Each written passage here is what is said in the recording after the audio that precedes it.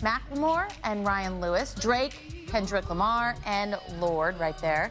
The Grammys will be handed out in January. And those are just some of the headlines we're following for you right here on Weekend Express. Hope your weekend is getting off to a great start. Thanks for sharing some of it with us.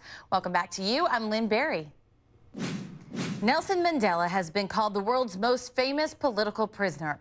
The iconic leader left his mark on South Africa and the world. Mandela was often seen as a larger-than-life person, but really he was just an average guy to his family. Rochelle Oliver is a filmmaker. Rochelle, thanks for being with us. You know, I know you spoke to Mandela's daughter and granddaughter back in October, and I think those personal accounts are so interesting as we continue to look at the life of Nelson Mandela. What did they tell you about him? Well, I had a great conversation with the eldest daughter, Dr. Makaziwe, and to Queenie Mandela, who's one of the grandchildren of Nelson Mandela. And one of the comments that just struck me is when they said, you know, so many people believe that Nelson Mandela fell from the sky, but, you know, he came from somewhere and he was raised with values. And it's hard for you know, most of us to view Nelson Mandela as the average guy, but in fact, that's how his family saw him. And I think that's really how they would like the family to be viewed, and even for his legacy, how they want his legacy to go on.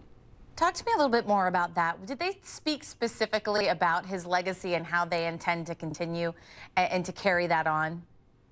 Well, when I spoke with the granddaughter and the daughter, they were on a U.S. tour promoting their House of Mandela wines, which is just one of the products that they have that they're moving forward to really carry on the name. And specifically what they said, you know, it's not just about Nelson Mandela, the politician, it's about the House of Mandela, it's about the family of Mandela. And they're really trying to move, at least what they're trying to get across is that they're moving as a unit, they're trying to make decisions together, and they're trying to carry the Mandela name as a family. So it's not just all just on one man, Nelson Mandela. So they're trying to carry it as a family. I don't envy their position. Those are definitely some big shoes to follow. No doubt about that. Yeah, I just want to get your personal reaction. We've been talking to a lot of people today. Yeah. Everyone's sort of interjecting their own experience and their reaction. What's yours? You know, when my interaction with the Mandela family is that surprisingly they were just down-to-earth people. One of the requests that they actually put in while they were in Miami for a few days is they wanted one day just to go to the Aventura Mall. They just wanted to shop.